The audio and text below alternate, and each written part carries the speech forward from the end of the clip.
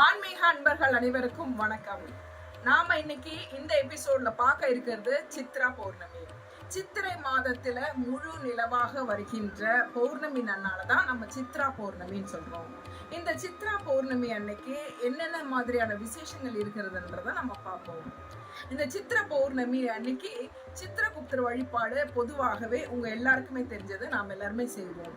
காஞ்சிபுரத்துல இருக்கின்ற சித்திரகுப்தர் கோவிலுக்கு நிறைய பேர் செல்லும். இவ்வளவு தூரம் போக முடியல, எல்லாராலும் ஒரு கோவில் போக முடியல, சென்னையில இருக்கோம், நம்ம சித்திரகுப்தரை எப்படி வழிபாடு பண்ணலாம் நிறைய பேருக்கு தெரியல.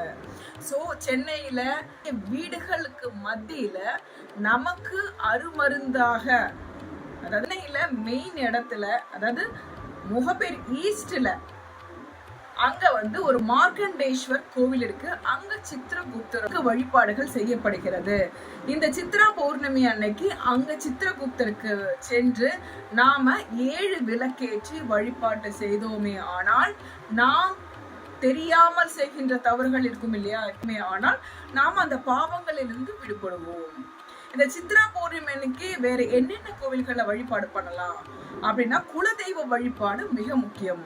குலதெய்வ வழிபாடு நிறைய பேர் குலதெய்வ கோவிலுக்கு சென்று பொங்கல் வச்சு வழிபாடு செய்வாங்க. கோவிலுக்கு செல்ல முடியாதவர்கள், சென்னையில நிறைய பேர் வேலை பார்த்துட்டு இருக்காங்க, நிறைய அவங்களுடைய சிச்சுவேஷன் சூழ்நிலை காரணமாக செல்ல முடியாது. அந்த மாதிரி இருக்கவங்க எல்லாம் என்ன செய்யலாம்?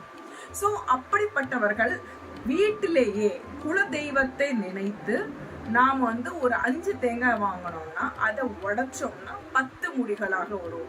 அதுல ஒரு 9 மூடிகளை எடுத்து நெய் ஊற்றி திரி போட்டு நம்ம மஞ்சள் குங்குமம் வச்சு குலதெய்வத்தை நினைத்து நாம விளக்கேற்றி நெய்வேத்தியமா பாத்தீங்கன்னா சக்கரை பொங்கல் வைத்து வழிபட்டோமே ஆனால் அன்னைக்கு மிகவும் சிறப்புங்க. நீங்க வருஷம் ஃபுல்லா கும்பிடுறது ஒண்ணுதான், அன்னைக்கு ஒரு நாள் உங்க குலதெய்வத்துக்கு சக்கரை பொங்கல் நெய்வேத்தியம் வைத்து இந்த 9 தேங்காயை நெய் ஊற்றி விளக்கேற்றி வழிபட்டால் நம்மளுடைய குடும்பம் வளமிக்கதாக இருக்கும். நம்ம நிறைய இடத்துல நம்ம நிறைய கஷ்டப்படுறோம், நம்ம என்ன கிடைக்க வேண்டிய ஒரு சில விஷயங்கள் கிடைக்காம போகுது, பணம் வர வேண்டியது இருக்கு, பணம் வரல அப்படின்னு நினைப்போம். நம்மளுடைய குலதெய்வ வழிபாடு, அதாவது நம்ம குலதெய்வத்துடைய அனுகிரகம் இருந்தா எல்லாமே சிறக்கும்.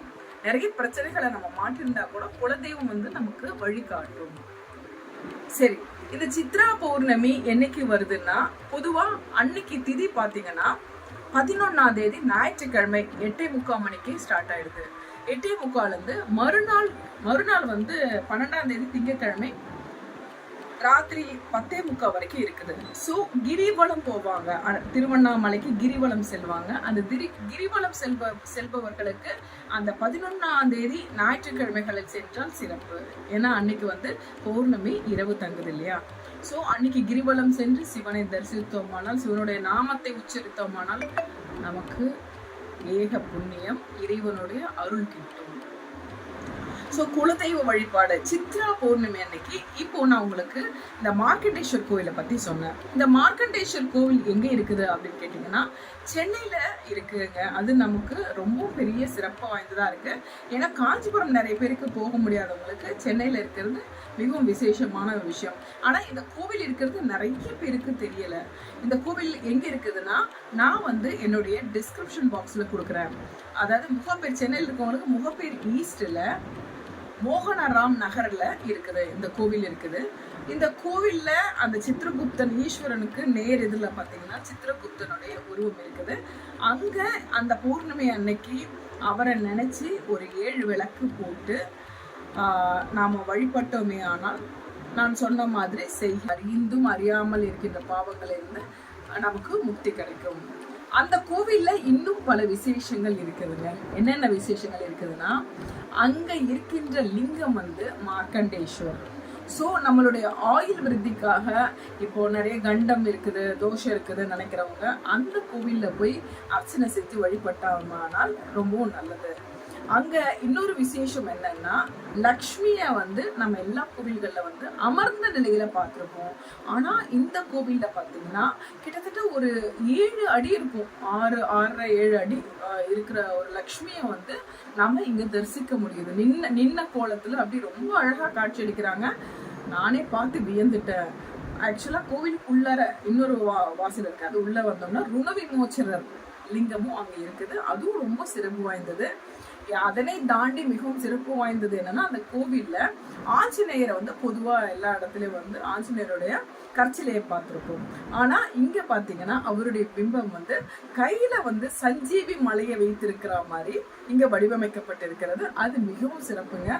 சஞ்சீவி மலை எடுத்துட்டு வர ஆஞ்சநேயர்னா எல்லா கஷ்டங்களிலிருந்தும் அது விடுபட வைக்க அந்த சஞ்சீவியை எடுத்த மாதிரி இருக்கிறது. இந்த கோவில் மிகவும் சிறப்பு வாய்ந்தது. இந்த கோவில் மரகதவள்ளி உடனுரை மார்க்கண்டேஸ்வரர்.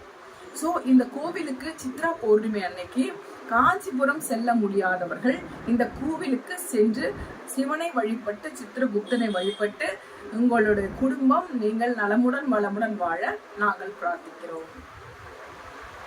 மேலும் இது போன்ற உங்களுக்கு வீடியோக்கள் வந்து சேரணும்னா நீங்க செய்ய வேண்டியது ஒன்னே ஒண்ணுதான். என்னுடைய சேனலுக்கு நீங்க லைக் பண்ணி ஷேர் பண்ணி சப்ஸ்கிரைப் பண்ணுங்க. மீண்டும் இது போன்ற வீடியோவுடன் அடுத்த முறை சந்திக்கிறேன். நன்றி, வணக்கம்.